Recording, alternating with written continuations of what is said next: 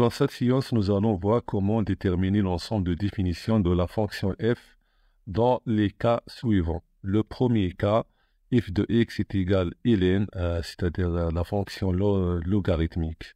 Logarithme népérien de moins x. On sait bien que la fonction logarithme népérien est définie sur r étoile plus, c'est-à-dire quand x est supérieur strictement à 0. Donc, on va écrire que d de f est égal x appartient à r, tel que moins x doit être supérieur strictement à 0. Ça équivaut que d de f est égal x appartient à r, tel que x est inférieur strictement à 0. Alors, d de f est égal de moins l'infini jusqu'à 0. Prenons deuxième exemple. Donc, d de f, on a d de f est égal x appartient à r, tel que on a ce qui est à l'intérieur de logarithme doit être supérieur à 0, c'est-à-dire que 1 sur ln de x, ça doit être supérieur strictement à 0. Et ln de x qui est au dénominateur doit être différent de 0. Et ce qui est à l'intérieur de ln, c'est-à-dire x, doit être supérieur strictement à 0. Donc, x appartient à r. Donc, on a 1 sur ln x supérieur à 0. Donc, ln x doit être supérieur strictement à 0. Donc, on sait bien que ln de 1 est égal à 0. Donc, pour que ln x soit différent de 0, x doit être différent de 1 et x supérieur strictement à 0. On sait bien que la fonction logarithmique est négative lorsque x est compris entre 0 et 1 et positif lorsque x est supérieur à 1. Donc, puisqu'on a ln x supérieur à 0, donc x appartient à r, c'est-à-dire que x doit être supérieur strictement à 1, ou bien on va introduire de la fonction réciproque de log, c'est-à-dire de ln, ce qui est expo. Donc, on va introduire expo. Expo de ln x, c'est x. Expo de 0, c'est 1.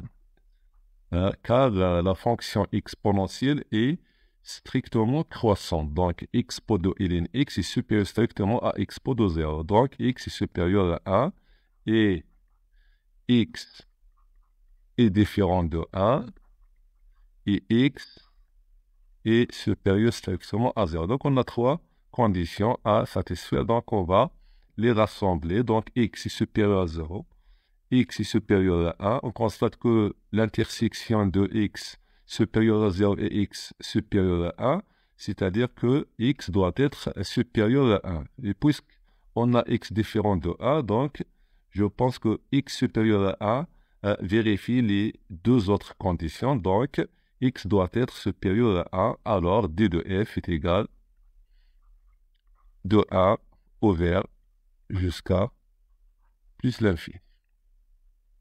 Passons au troisième exemple. f de x est égal à 1 sur x ln x. Donc, d de f est égal x appartient à r, tel que ce qui est au dénominateur, c'est-à-dire x ln x, ça doit être différent de 0. Et ce qui est à l'intérieur de L, c'est-à-dire x, ça doit être supérieur strictement à 0. Donc, on a x appartient à r. Donc, x fois ln x différent de 0, c'est-à-dire que x doit être différent de 0. Et ln x est aussi différent de 0. Et x supérieur à 0. Donc, x appartient à r, x différent de 0, donc ln x différent de 0, c'est-à-dire que x doit être différent de 1, car on sait bien que ln de x ou bien ln de 1 est égal à 0. Donc, x doit être différent de 1. Ou bien, on introduit l'expo. Donc, expo de ln x, c'est x. Expo de 0, c'est 1. Et x supérieur à 0. Donc, on a trois conditions à vérifier, bien à satisfaire. X doit être différent de 0, x différent de 1, x supérieur à 0.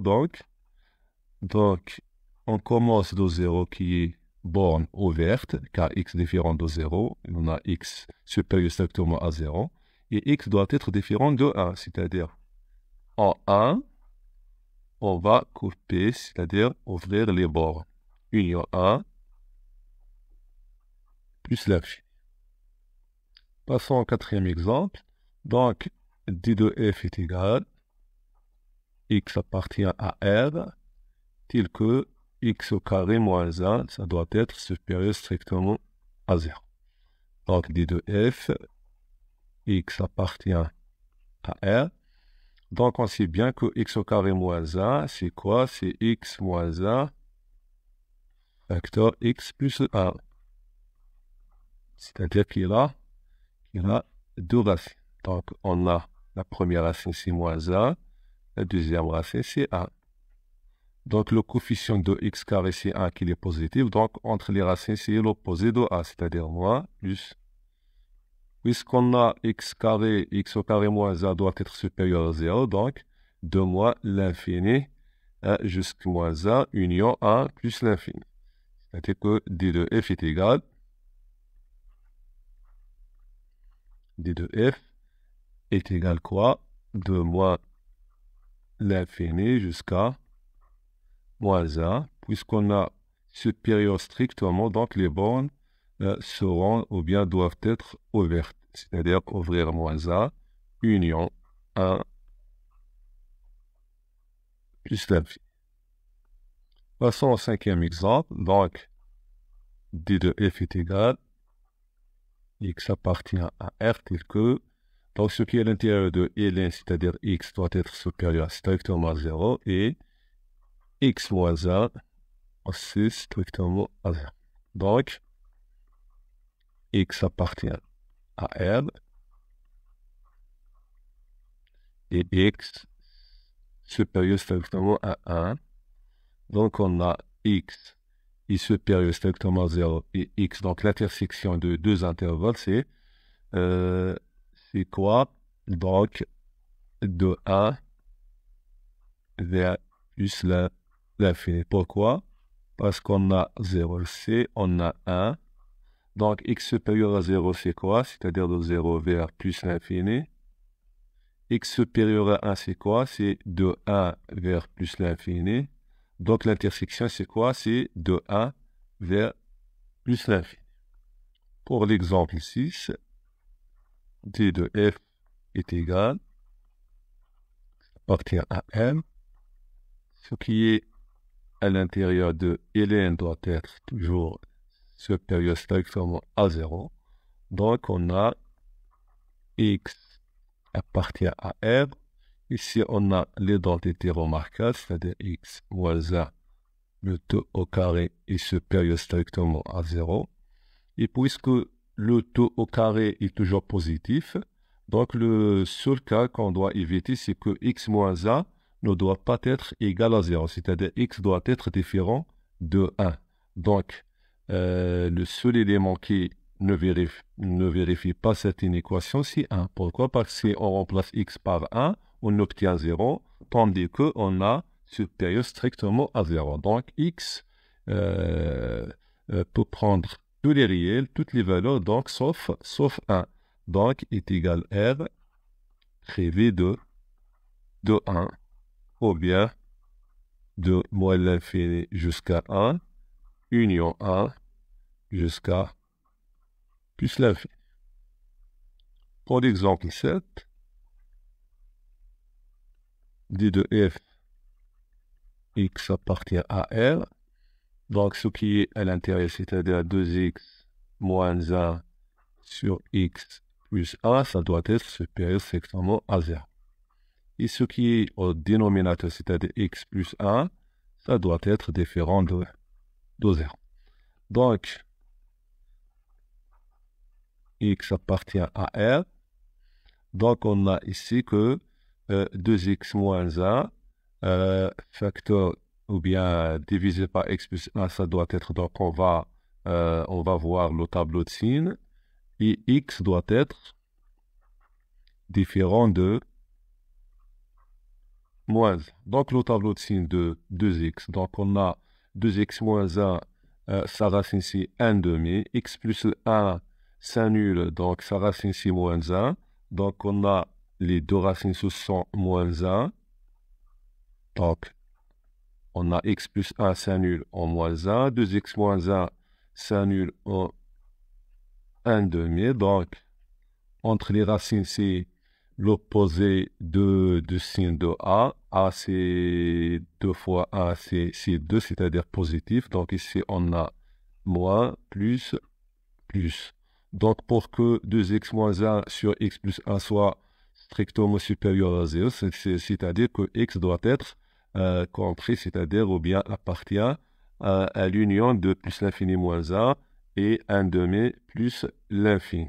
Donc, d de f sera de moins l'infini jusqu'à moins 1, mais on va ouvrir donc la bande, donc on a satisfait cette condition-là, x est différent de moins 1, union 1 demi jusqu'à plus l'infini. Passons à l'exemple 8, donc d de f, tel que ce qui est à l'intérieur de ln doit être supérieur strictement à 0, donc x plus 1 supérieur strictement à 0, et aussi x doit être supérieur strictement à 0, et ce qui est au dénominateur, c'est-à-dire ln x, moins 1, ça doit être différent de 0. Donc, x appartient à R, tel que x est supérieur à moins 1, x supérieur à 0, et pour que ln x, c'est-à-dire que ln x est différent de 1, donc ln de x différent de 1, c'est-à-dire quoi? C'est-à-dire que, donc on sait bien que ln de e est égal à 1.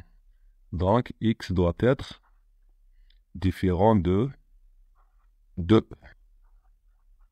Et x supérieur à moins 1. Et on va chercher là l'intersection de ces conditions. Donc on a x supérieur à moins 1, x supérieur à 0. Donc l'intersection de ces deux conditions, c'est que x est supérieur à 0. Puisque x est différent de e, donc dans mes deux définitions, c'est de 0. On sait bien que le nombre e, c'est 2,7 quelque chose. Donc, de 0 jusqu'à e, ouvrir la borne, union, e jusqu'à plus l'infini. Pour l'exemple 9, d de f est égal, x appartient à R, tel que ce qui est à l'intérieur de la racine carrée, c'est-à-dire ln au carré de x moins ln de x moins 2, ça doit être positif car il est à l'intérieur de la racine carrée, et x doit être supérieur strictement à 0 car il est à l'intérieur de ln. Donc, pour cette inéquation-là, nous pouvons remplacer ou bien effectuer un changement de variable. Donc, nous allons étudier le signe de t au carré moins t moins 2. Donc, on va remplacer ln, c'est-à-dire on va mettre t est égal à ln de x. On sait bien que t au carré moins t moins 2, donc on constate qu'il admet une racine qui est évidente, qui est égale à 2, c'est-à-dire 2 au carré moins 2 est égal à 0. Donc peut être factorisé comme celle-ci, donc t-2 facteur t. Pour obtenir moins 2, donc moins 2 sera multiplié fois plus 1.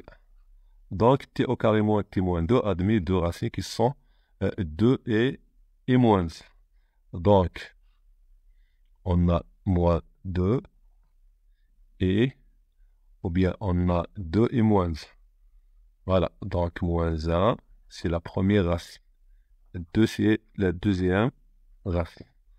Entre les racines, donc, c'est l'opposé de sin de A. T fois T, c'est T au carré, donc A est égal à 1 positif. Donc ici, on a négatif, positif, positif. Donc, pour que ln au carré x moins ln x moins 2 sera positif, ln doit être, ln de x doit être appartient à l'intervalle moins l'infini jusqu'à moins 1, union 2 plus l'infini. Et x toujours doit être supérieur strictement à 0. Donc, on va introduire expo. Donc, expo de ln de x. Donc, x doit être appartient.